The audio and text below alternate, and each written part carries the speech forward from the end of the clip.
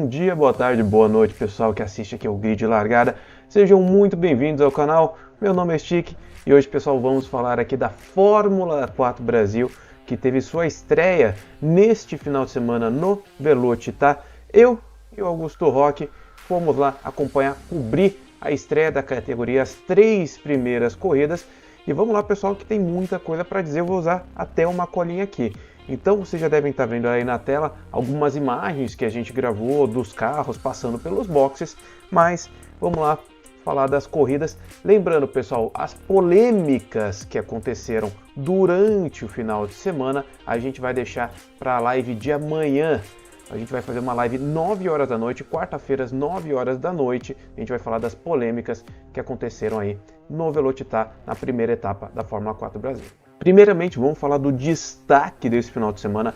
Pedro Clerot, piloto da Full Time, venceu 2 das 3 corridas e não foi pouca coisa não, pessoal. Na primeira corrida ele dominou, manteve uma distância ali para o segundo colocado, que foi o Nick Monteiro, que aliás tem uma polêmica em relação a ele que a gente vai conversar sobre isso na quarta-feira.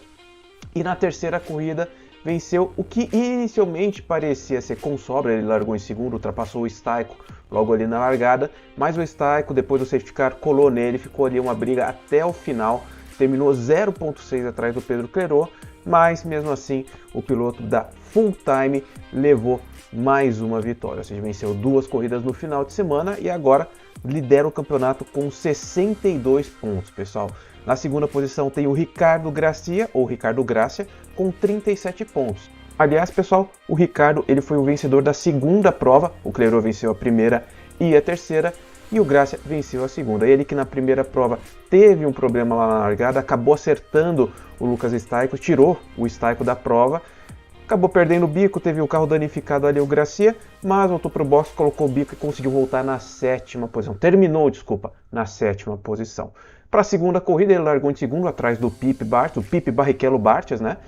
Acabou tendo uma briga boa ali com ele durante boa parte da prova, mas conseguiu a ultrapassagem e daí ele se distanciou, ficou na frente e não perdeu mais. Já na terceira prova, ele não conseguiu acompanhar o ritmo do Clerot e do Stayko, os 2 primeiros colocados, mas conseguiu ali um bom terceiro lugar, está bem posicionado no campeonato, segunda posição aí pro Gracia. E na terceira posição do campeonato temos Nicolas Monteiro, pessoal, sim, o piloto que nasceu aí no furacão, nasceu prematuro, ele que tem uma história muito bonita, isso ele já contou aqui pra gente live. Ele está na terceira posição com 30 pontos, conseguiu um excelente segundo lugar na primeira corrida. Na corrida 2 foi nono, não foi lá tão bem, mas na terceira voltou a ter um bom resultado e conseguiu a 4ª colocação. Tá de parabéns o Nicolas Monteiro, foi muito bem nesse final de semana. Agora falando do final de semana em si, todos vimos que tivemos um bom final de semana no geral, mas sim tivemos problemas, pessoal.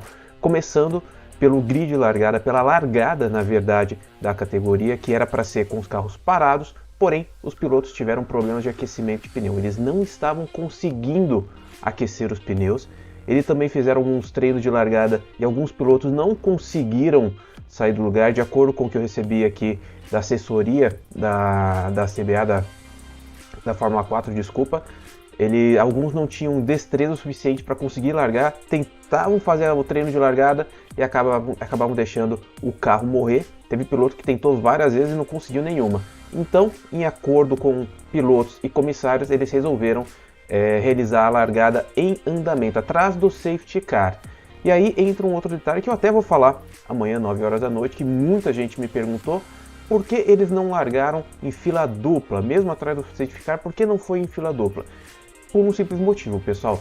A largada foi com os carros parados, só que atrás do safety car. Ou seja, quando o safety car saiu ali da posição dele, quando ele começou a se movimentar, ali já é dada a largada. Vocês podem ver que quando o safety car ele se movimenta, o tempo já começa, a cronometragem já começa a correr, ou seja, o tempo começa a diminuir. Ou seja, a corrida já começou, atrás do safety car, mas já começou. E o que o regulamento diz sobre isso? Quando os carros estiverem atrás do safety car, eles devem formar uma fila com os carros mais próximos possíveis um do outro, com máxima distância equivalente a 5 carros. Então, pessoal, aquilo que vocês viram, na verdade, foi uma relargada. É como se fosse uma relargada e a largada real foi dada atrás do safety car, ou seja, a partir do momento que o safety car se movimentou, tomou a partida dele, né, se movimentou pela pista, o cronômetro começou a rolar e aí sim foi dada a largada da corrida. E para mim, pessoal, essa foi uma decisão muito acertada da direção de prova, porque como vimos, os pilotos estavam muito nervosos, era a primeira vez que eles iriam competir com esse carro, eles não tiveram muitos testes. Nós tivemos aí acidentes durante o safety car na prova 1, quando o Nelson Neto acertou o carro da Aurélia Nobios. Nós tivemos aí o Gracia praticamente passou por cima do carro do Lucas Staiko, ou seja, o pessoal estava muito nervoso, estava muito ansioso, treinou pouco, os carros chegaram com atraso, né, da fabricante, a Tatos. Então, pela segurança, a direção de prova está de parabéns.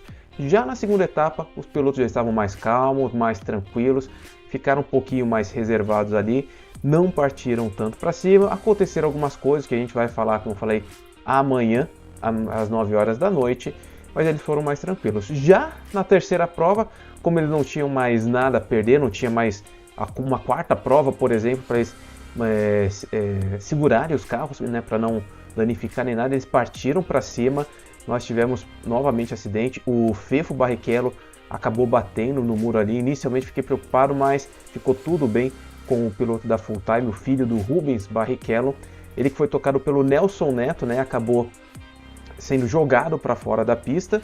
E também tivemos aí o acidente do Vinícius Tessaro com a Aurélia Nobios. O Vinícius Tessaro ali acabou se precipitando um pouco, acabou acertando a piloto brasileira.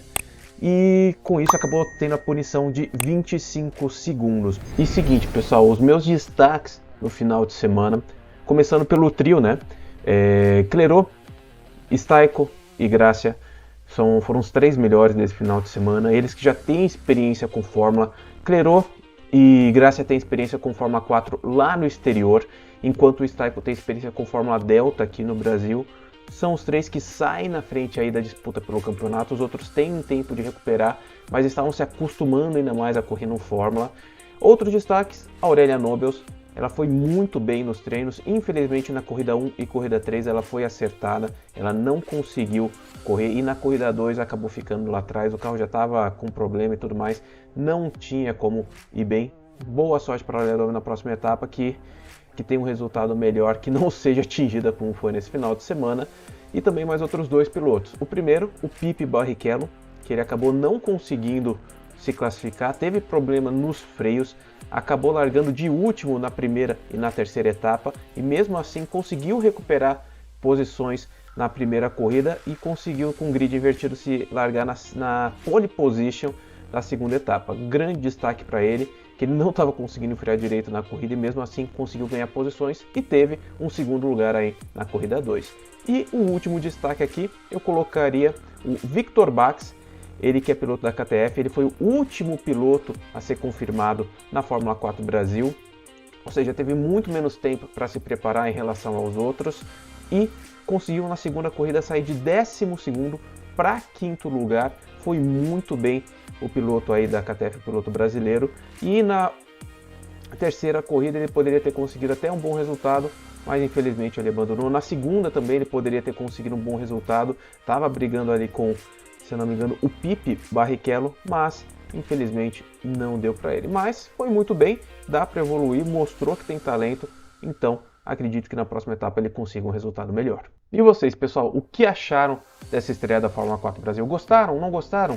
Digam nos comentários. Lembrando que amanhã, quarta-feira, 9 horas da noite, eu e o Rock estaremos aqui no Grid Largada em uma live para conversar com vocês e falar de todas as polêmicas que renderam essa primeira etapa, tá? Acidentes, decisões de prova, os carros, tudo o que vocês viram a gente vai discutir, tudo com a opinião do Rock e a minha opinião também, tudo baseado também em regulamento, pessoal. A gente vai falar aqui, já que a gente se preparou bastante. Então, digam aí nos comentários o que vocês acharam e se preparem para amanhã.